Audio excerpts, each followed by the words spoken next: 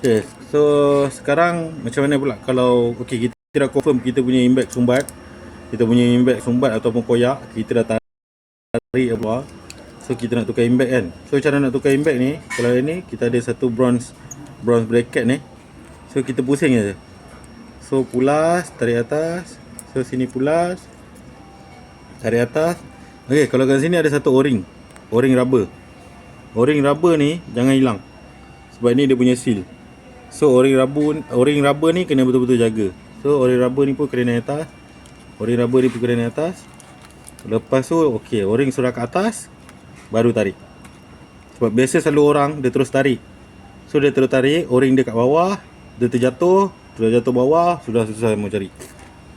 Nah, tu sudah pisang lah mau cari. Okey, so ini impact. Ini impact. So kalau mau replace sama juga, ambil impact baru. Anda kata kita letak impact ni impact baru lah.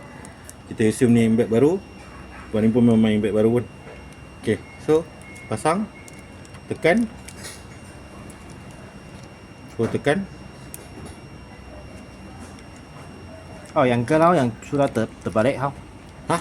Kalau pasang terbalik.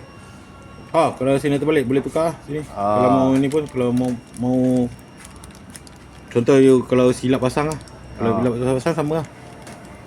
Ini tarik. Ini tarik. Pusing aja lah macam tu. Okey. Yang kalau yang sudah yang terbalik tapi sendiri tak tahu apa masalah. Kalau pasang terbalik. Kalau pasang terbalik, dia biasa dekat color dekat nozzle check tu jadi terbalik lah. Dekat you punya channel. Masih channel nozzle check. So channel tu sepatutnya channel hitam tapi dia jadi biru atau dia jadi color lain. Biasa tukar macam tu lah.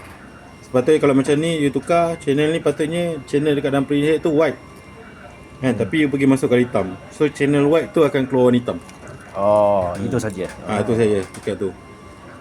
Kalau biasa kalau tersilap lah. Tanya kalau silap cocok kan. So ni pun dia ada flow dia. Dia punya gambar rajah dia lah. Untuk impact dia. Tu saja. So masuk balik. Turunkan balik sikit o-ring. Okey, siap.